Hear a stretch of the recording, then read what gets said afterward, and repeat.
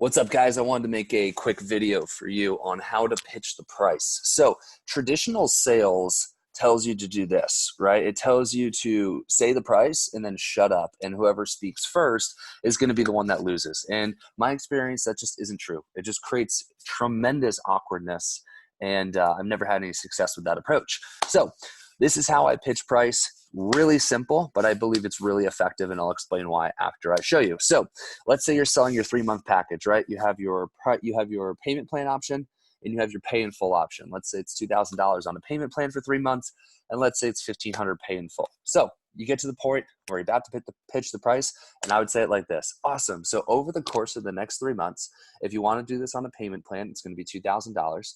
If you want to pay in full, we reward you by taking a full $500 off, and it would be $1,500 paid in full. What is best for you? That's simple. So let's break that down. So always get the payment plan first because it's the larger number, right? And then you'll say you're going to reward them, right? Which by taking $500 off, and then it would just be, use the word just be $1,500 paid in full. Here's the most important part though. When you ask, what is best for you? Why? Because it immediately, it's a question and they have to respond with an answer, right? So doing this approach, you're going to probably hear a few things. People will just say, oh, I'll pay in full, which at that point, great, let's get it done. Or they'll say, yeah, I'll probably have to do it over payments, which at that point, you then devise the payment plan with them. So once again, I would present them some options. So usually when people say, oh, I'll probably have to do it on payments, I'll say something like this. Great. And what most people do is they'll put something down and then they'll decide whether they want to do this on monthly payments or weekly payments. How much would you want to put down? Usually for us, we have a minimum of $500 down. But the reason I don't always say the minimum is because maybe if I said $500 down, the person really had $2,000 in their mind.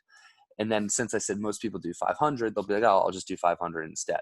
So instead, just ask them. What most people do is they'll put something down that takes off their balance, and then we'll decide whether we want to do monthly or weekly payments. How much would you want to put down?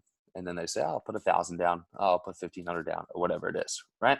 Then at that point, whatever they put down, you take it off the balance, and you ask them, would you rather pay this weekly to pay this off weekly, or would you rather pay this off monthly?